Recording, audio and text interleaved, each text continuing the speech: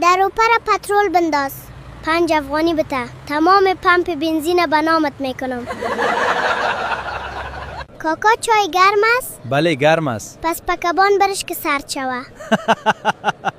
برای که هر روز بخندید پیج مرا فالو کنین.